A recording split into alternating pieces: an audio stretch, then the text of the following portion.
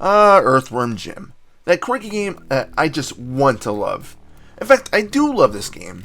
I just wish I could get farther because, truth be told, I absolutely suck at Earthworm Jim. First, as I always do, the story.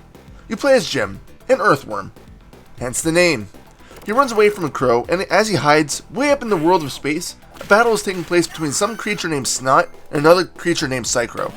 In short, they're fighting over a special indestructible suit.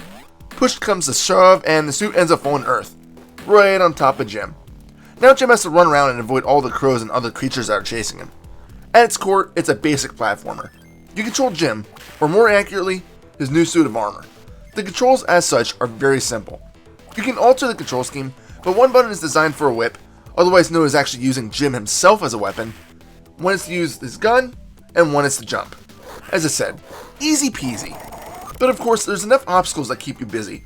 Right from the start of the game, you'll be assaulted by a crow and a rabid dog that just wants to bite you in the ass. You can't drop down either, because there are spikes that will harm you as well. And I should then mention that you get to launch a cow soon after. That's right, launch a cow into the air. I can't make this stuff up. I should mention that this game is hard. It's not easy whatsoever.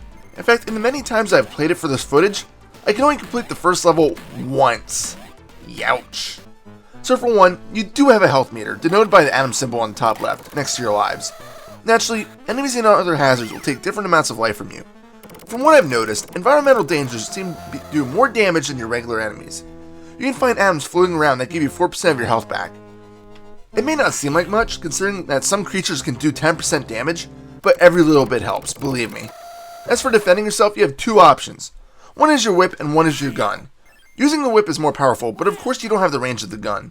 However, there's plenty of ammo spread around the levels for the gun, so it's a great option to take care of threats before they reach you. You can also find a power-up for a gun that lets you fire a more powerful bullet, although these are extremely limited and you can't switch between regular and upgraded ammo. So no hoarding the stronger shots. Sorry. The strong point of the game is obviously the humor.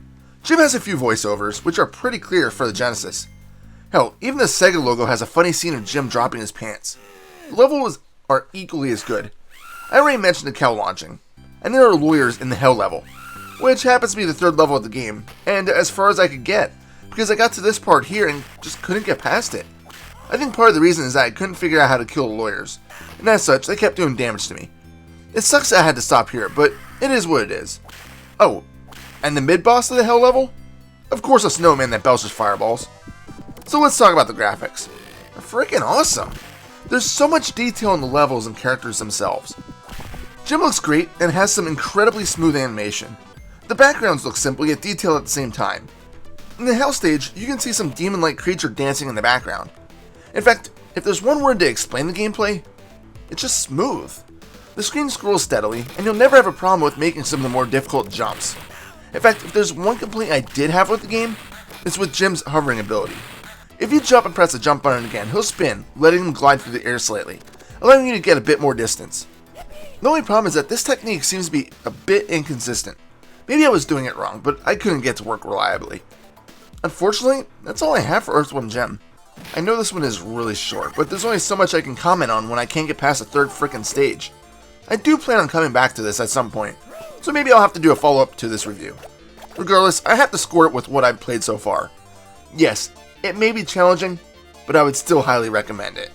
Final score? 9 out of 10. This is Reaper. Happy fragging.